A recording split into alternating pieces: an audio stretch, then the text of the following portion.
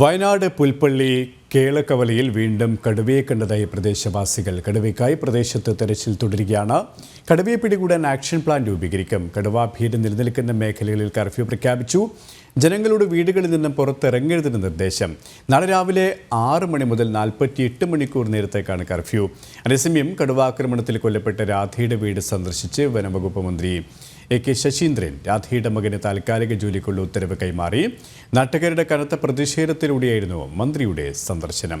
ഇവരുമായി അർജുൻ PS ചേരുകയാണ്. അർജുൻ, ഇപ്പോഴും അവിടെ നരഭോജി കടുവയുടെ സാന്നിധ്യമാണോ കണ്ടെത്തിയിരിക്കുന്നത്? എത്രത്തോളം പരിഭ്രാന്തിയിലാണ് സ്വാഭാവികമായും ജനങ്ങൾ? ഒപ്പം പരിശോധനയും നടപടികളും ഇത്തരത്തിലുമാണ്. സുരേഷ്, ഇപ്പോൾ കണ്ടെത്തിയ കടുവ പുൽപ്പള്ളിയിലാണ്. ഈ പുൽപ്പള്ളി എന്ന് പറയുന്നത് ഇവിടെ നിന്ന് കിലോമീറ്ററുകൾ ദൂരമാണ്. അതുകൊണ്ട് തന്നെ ഈ കടുവയല്ല ഈ പ്രദേശത്തെ കണ്ടെത്തിയത് എന്നുള്ളതാണ് നമുക്ക് മനസ്സിലാക്കാൻ സാധിക്കുന്നത്. അതായത് പുൽപ്പള്ളി കേളക്കവലയിലാണ് ഇത്തരത്തിൽ ആ കടുവയെ കണ്ടത്. ഇന്ന് വൈകിട്ട് 6:30 ഈ ഗ്രാമപഞ്ചായത്ത് പ്രസിഡന്റ് TS ദിലീപ് കുമാറിന്റെ തോട്ടത്തിന് സമീപം ഇത്തരത്തിൽ കടുവയെ കണ്ടെത്തുകയാണ്. എന്തിനാ തന്നെ വനം വകുപ്പ് സ്ഥലത്തെത്തി പരിശോധനകളൊക്കെ നടത്തുന്നുണ്ട് എന്നുള്ളതാണ് നമുക്ക് മനസ്സിലാക്കാൻ സാധിക്കുന്നത്. എന്തായാലും പഞ്ചാരക്കൊല്ലിയിൽ നിന്ന് നാടകീയമായ ചില സംഭവങ്ങളാണ് അരങ്ങേറിയത്. രാവിലെ മുതൽ വലിയ പ്രതിഷേധത്തിലായിരുന്നു നാട്ടുകാർ ഉണ്ടായിരുന്നത്. മാത്രമല്ല, ഇത്തരത്തിൽ ഈ കടുവയെ എത്ര പെട്ടെന്ന് പിടികൂടണമെന്ന ആവശ്യം ഇവർ ഉന്നയിക്കുകയും ചെയ്തു. തുടർന്ന് പിന്നീട് വലിയ രീതിയിലുള്ള ഒരു വനപാലകരുടെ സന്നാഹം ഈ പ്രദേശങ്ങളിൽ ഇറക്കുകയും തുടർന്ന് പരിശോധന നടത്തുകയും ചെയ്തു. അതിനിടയ്ക്കാണ് ഒരു RRT സംഘത്തിലെ ഒരാൾക്ക് ഇത്തരത്തിലുള്ള ഒരു ജയസൂര്യ എന്ന് പറയുന്ന RRT സംഘത്തിന് ഇത്തരത്തിലുള്ള ഒരു പരിക്ക് കടുവയുടെ ഭാഗത്ത് കടുവയുടെ ആക്രമണത്തിൽ ഒരു പരിക്കേൽക്കുന്നത്. അദ്ദേഹത്തിന്റെ കൈക്ക് നിസ്സാരമായ പരിക്കേറ്റിട്ടുണ്ട്. സാരമായ പരിക്കല്ല. അദ്ദേഹത്തെ മെഡിക്കൽ കോളേജിൽ, വയനാട് മെഡിക്കൽ കോളേജിൽ അപ്പോൾ തന്നെ എത്തിക്കുന്ന സാഹചര്യം ഉണ്ടായിരുന്നു. തുടർന്ന് നാട്ടുകാർ വലിയ പരിഭ്രാന്തിയിലാകുന്ന ഒരു സാഹചര്യം ഉണ്ടായി. അതിനുശേഷമാണ് വനം മന്ത്രി ഈ പ്രദേശത്ത് സന്ദർശിക്കുവാനെത്തിയത്.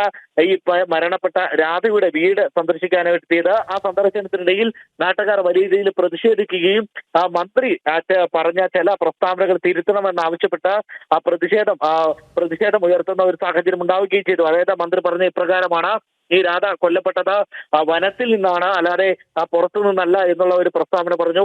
രണ്ടാമത്തെ ഒന്ന് പറഞ്ഞാൽ രാഷ്ട്രീയമായിട്ടുള്ള ഒരു വിവാദം ഉണ്ടാക്കുവാൻ, അല്ലെങ്കിൽ രാഷ്ട്രീയമാണ് ഇത്തരത്തിലുള്ള ഒരു സമരത്തിന്റെ പിന്നിൽ ഉള്ളതെന്നുള്ളത് അടക്കമുള്ള വിവാദപരമായിട്ടുള്ള കാര്യങ്ങളാണ് മന്ത്രി പറഞ്ഞത്. ഈ കാര്യങ്ങൾ തിരിച്ചു പറയാതെ, അല്ലെങ്കിൽ ഇക്കാര്യങ്ങൾ അദ്ദേഹം പിൻവലിക്കാതെ തങ്ങൾ മന്ത്രിയെ ഒരിക്കലും ഈ വീട്ടിലേക്ക് കടത്തില്ല എന്ന് പറഞ്ഞുകൊണ്ടുള്ള ഒരു പ്രതിഷേധമാണ് ഈ പ്രദേശത്ത് അരങ്ങേറിയത്. തുടർന്ന് പോലീസ് ഇവരെ പിടിച്ചു വലിച്ചുകൊണ്ട് പോകുന്ന ഒരു സാഹചര്യം ഉണ്ടായിരുന്നു.